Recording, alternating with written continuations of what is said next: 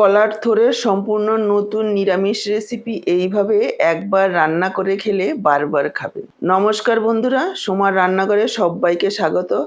একেবারে নতুন দারুণ স্বাদের একটা থোড়ের রেসিপি আপনাদের সাথে শেয়ার করছি। থোড়ের রেসিপিটা করার জন্য আমি এখানে 3 টুকরো কলার থোড় নিয়ে নিয়েছি। উপরের খোসাগুলো এইভাবে ছাড়িয়ে নিয়ে ঝিরিঝিরি করে কেটে নিয়েছি। কেটে সাথে সাথে জলে ভিজিয়ে দিতে হবে, তা না হলে কিন্তু কালো হয়ে যাবে। জলে ভিজিয়ে রেখেছি। আর এদিকে আমি একটা মশলা তৈরি করে নেব। তার জন্য মিক্সচারের জারে নিয়ে নিয়েছি 1 ইঞ্চি আদা আর 2টো কাঁচা লঙ্কা, এভাবে পেস্ট করে নিয়েছি। চলে আসলাম মূল রান্নায়। গ্যাস অন করে কড়াই বসিয়ে দিয়েছি সাদা তেল। আমি সাদা তেলেই রান্নাটা করছি, আপনারা চাইলে সর্ষের তেলেও করতে পারেন বা পছন্দ মতো যে কোনো রান্নার তেলেই করতে পারেন। ফোড়নে দিয়ে দিলাম 1/2 চা চামচ কালো জিরে। জিরেটা একটু চটপট করে ফোটার পর দিয়ে দিলাম কেটে রাখা কলার থোড়, আর সাথেই দিয়ে দিচ্ছি পরিমাণ মতো লবণ। আদা কাঁচা লঙ্কার পেস্টটাও দিয়ে দিলাম। আর দিয়ে দিচ্ছি 1/2 চা চামচ হলুদ গুঁড়ো, 1/2 চা চামচ ধনের গুঁড়ো, 1/2 চা চামচ জিরের গুঁড়ো, আর সামান্য একটু লাল লঙ্কার গুঁড়ো। ঝালটা আপনারা নিজেদের পরিমাণ বুঝে দেবেন। তবে কলার থোড়ের মধ্যে কিন্তু বেশি ঝাল ভালো লাগবে না, অল্প ঝালেই খুব ঝাল হয়ে যায়, সেই বুঝেই ঝালটা যোগ করবেন। এবার নাড়াচাড়া করে নিয়ে ঢেকে দেব। ঢাকা দিয়ে মিডিয়াম ফ্লেমে 4-5 মিনিট রান্না করে নেব। ঢাকা দেওয়া থাকুক। এইদিকে দেখুন আমি আরও একটা মশলা তৈরি করে নিচ্ছি। একটা বাটিতে নিয়ে নিলাম 1/2 চা চামচ ধনের গুঁড়ো, 1/2 চা চামচ জিরের গুঁড়ো, 1/2 চা চামচ পরিমাণ হলুদ গুঁড়ো, একটু লাল লঙ্কার গুঁড়ো, আর 1/2 চা চামচ কাশ্মীরি লাল লঙ্কার গুঁড়ো। 1/2 চা চামচ দিয়ে দিচ্ছি গরম মশলার গুঁড়ো। আর যে আদা কাঁচা লঙ্কার পেস্টটা ছিল সেটা এভাবে জল দিয়ে মশলার সাথে একই সঙ্গে গুলিয়ে রেখে দিলাম। এদিকে দেখুন কলার থোড়টাকে প্রায় 4-5 মিনিট রান্না করে নিয়েছি। ঢাকা দেওয়ার ফলে অনেকটাই জল বেরিয়েছিল। হাই ফ্লেমে রেখে এইভাবে নাড়াচাড়া করে নেব আর জলটাকে শুকিয়ে নেব। আর একটা চামচ দিয়ে এইভাবে একটু থেতো করে দেব যাতে একটু মিশে যায়। এখানে আমি 1/2 চা চামচ চিনি যোগ করে দিলাম, এতে স্বাদটা খুব ভালো হবে। চিনিটাকেও আরও একবার মিশিয়ে নিচ্ছি। মিশিয়ে নিয়ে আরও একবার ঢেকে দিচ্ছি আরও 3-4 মিনিটের জন্য। দেখুন ঢাকা দিয়ে আরও 3-4 মিনিট রান্না করে নিয়েছি। কলার থোড়গুলো প্রায় 90% সেদ্ধ হয়ে গেছে আর পরিমাণেও অনেকটা কমে গেছে।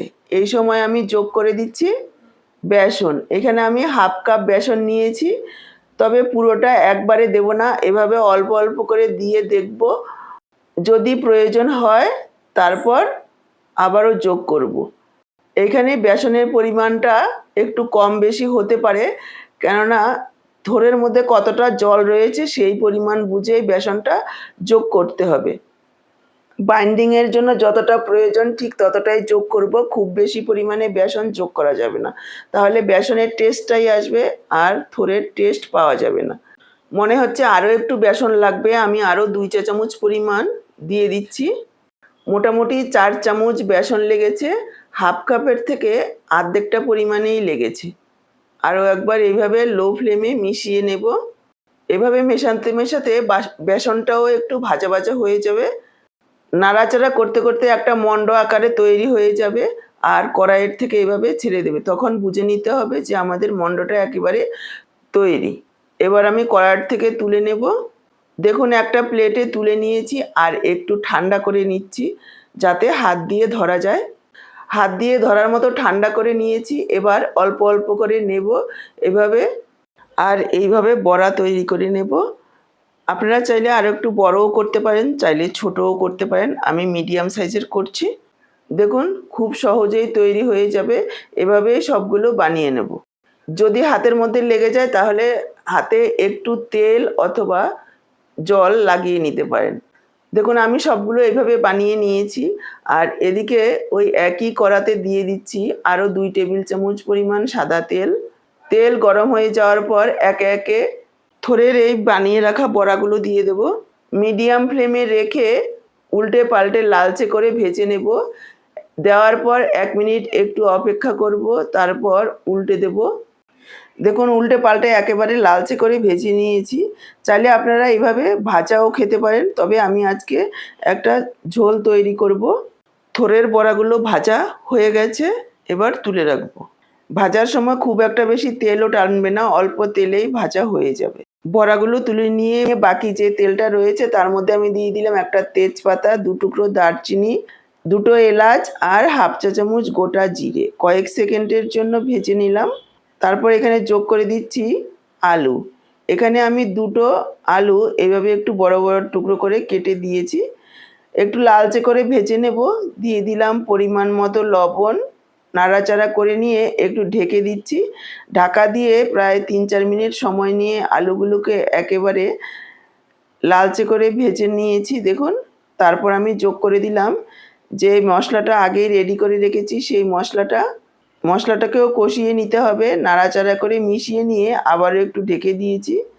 দেখুন ঢাকা দিয়ে প্রায় 2-3 মিনিট মশলাটাকে কষিয়ে নিয়েছি। মশলাটা খুব সুন্দরভাবে কষানো হয়ে গেছে, তেল ছেড়ে দিয়েছে। এবার আমি যোগ করে দিচ্ছি জল।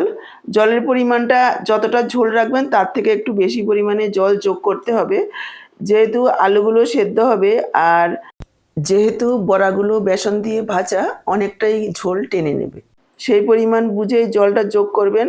আর অল্প পরিমাণে যদি ঝোল হয়ে যায় তাহলে পরে টেনে নেওয়ার পর জল দিলে সেই ঝোল কিন্তু আর খেতে ভালো লাগবে না।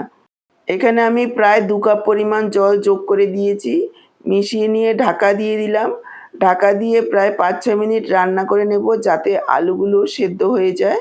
দেখুন ঢাকা দিয়ে প্রায় 5-6 মিনিট রান্না করে নিয়েছি। আলুগুলো সেদ্ধ হয়ে গেছে, একবার দেখিয়ে দিচ্ছি। এখানে আমি যোগ করে দিলাম 1 টেবিল চামচ টমেটো সস।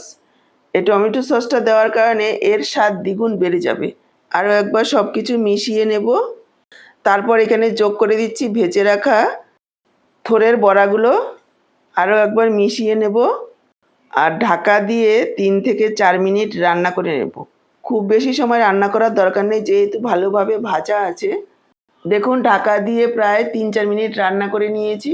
এবার আমি যোগ করে দিচ্ছি সামান্য একটু গরম মশলার গুঁড়ো আর যোগ করে দিচ্ছি হাফ চা চামচ ঘি।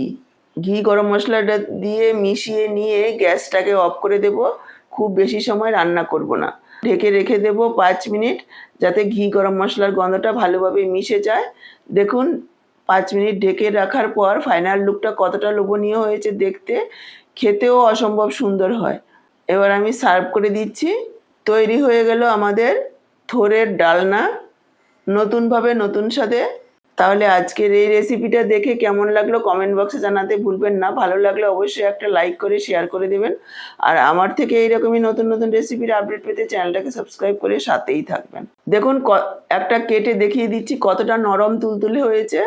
এটা গরম ভাত, রুটি যা দিয়েই খাবেন না কেন ভীষণই ভালো লাগবে। তাহলে আজকে এই পর্যন্ত, আবার চলে আসবো এরকমই নতুন কোনো রেসিপির সাথে। সবাই ভালো থাকুন, সুস্থ থাকুন। আপনাদের সবার সুস্থতা কামনা করে এখানেই শেষ করছি। সবাইকে অসংখ্য ধন্যবাদ।